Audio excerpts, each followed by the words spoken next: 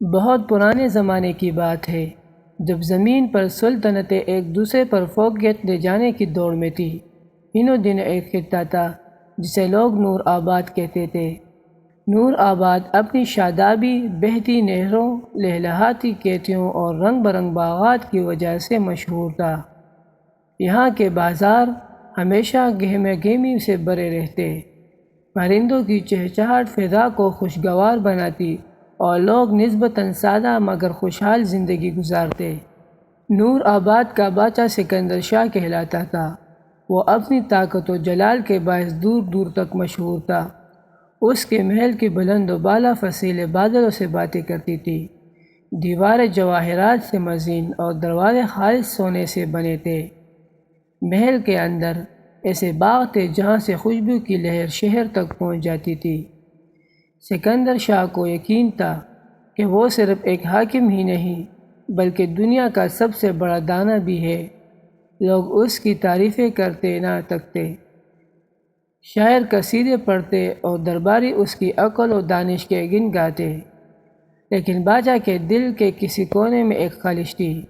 اسے لگتا تھا کہ لوگ اس کی دولت اور طاقت کو تو مانتے ہیں مگر اس کی دانش کو وہ مقام نہیں دیتے جس کا وہ حقدار ہے۔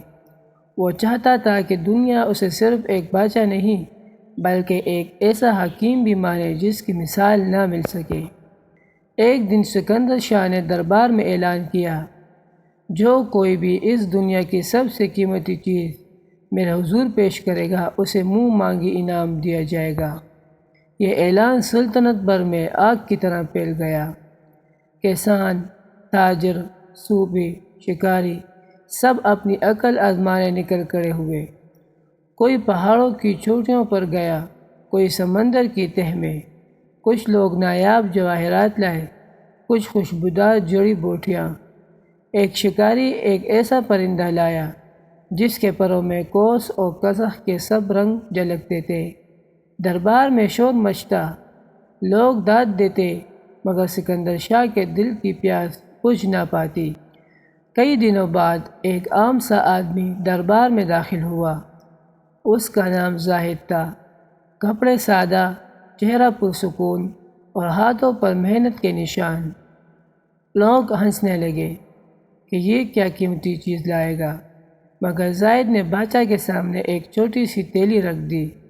جب تیلی کھولی گئی تو اندر ایک جانور کی کٹی ہوئی زبان تھی۔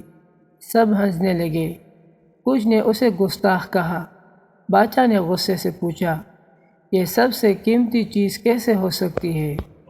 زاہد پرسکون لہجے میں بولا، جہاں پناہ، یہی زبان انسان کو عزت دلاتی ہے، محبت کے رشتے جوڑتی ہے، دلوں کو سکون دیتی ہے اور امن قائم کرتی ہے۔ یہی زبان انسان کو نیک نام بناتی ہے۔ دولت اور خزانے محدود ہے مگر زبان کی قیمت لامحدود ہے۔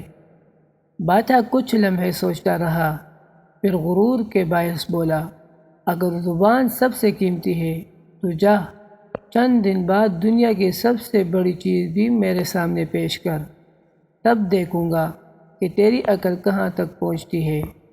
کچھ دنوں بعد پھر وہی منظر تھا۔ زاہد دربار میں آیا اور بادشاہ کے قدموں میں پھر ایک تیلی رکھ دی۔ جب تیلی کھولی گئی تو اندر دوبارہ ایک زبان تھی۔ دربار میں ہنگامہ برپا ہو گیا۔ کچھ نے کہا یہ مذاق اڑا رہا ہے۔ بادشاہ غصے سے بولا، کیا تو نے میرے حکم کا مذاق بنایا ہے؟ میں نے کہا تھا سب سے بڑی چیز لا۔ زاہد نے مسکرا کر کہا، جہاں پناہ، یہی زبان سب سے بڑی ہے۔ یہی زبان دلوں کو توڑتی ہے، محبت کو نفرت میں بدل دیتی ہے، عزت کو ذلت میں گرا دیتی ہے۔ ایک سخت جملہ وہ زخم دیتا ہے جو تلوار بھی نہیں دے سکتی۔ یہ سن کر دربار میں خاموشی چھا گئی۔ بادشاہ کے غرور پر لرزہ طاری ہو گیا۔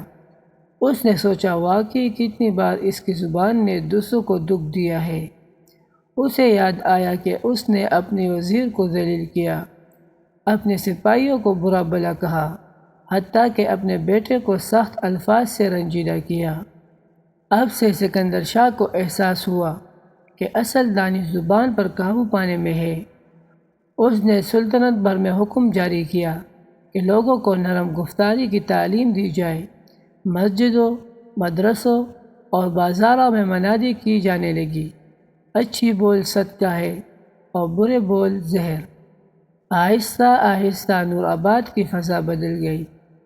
جہاں پہلے جھگڑے اور گالی گلوچ عام تھی، وہاں اب نرمی اور محبت نے جگہ لے لی۔ گھروں میں سکون، بازاروں میں عزت اور گلی کوچوں میں بھائی چارہ بڑھنے لگا۔ بادشاہ بھی بدل گیا۔ وہ اب اپنی رعایا سے شفقت سے بات کرتا، وزیروں کو عزت دیتا اور اپنے بیٹے سے پیار بھرے جملے کہتا۔ رعایا پہلے اسے طاقتور بادشاہ سمجھتی تھی، اب اسے دانا اور حکیم بھی ماننے لگی۔ کچھ برسوں بعد زاہد دوبارہ بادشاہ سے ملا۔ سکندر شاہ نے مسکرا کر کہا، اے زاہد، آج میں مانتا ہوں کہ اصل عقل وہی ہے جو انسان اپنی زبان کو قابو میں رکھے۔ تو نے مجھے وہ سبق دیا ہے جو میری کتابیں اور خزانہ نہ دے سکے۔ زاہد نے کہا، جہاں پناہ سلطنت تلوار سے نہیں زبان سے آباد ہوتی ہے۔ اگر زبان پر قابو ہو تو دل بھی آباد رہتے ہیں اور سلطنتیں بھی۔ یوں نور آباد کی شہرت صرف دولت یا طاقت سے نہیں بلکہ اپنی نرم زبان اور اخلاقی سے دنیا بھر میں پھیل گئی۔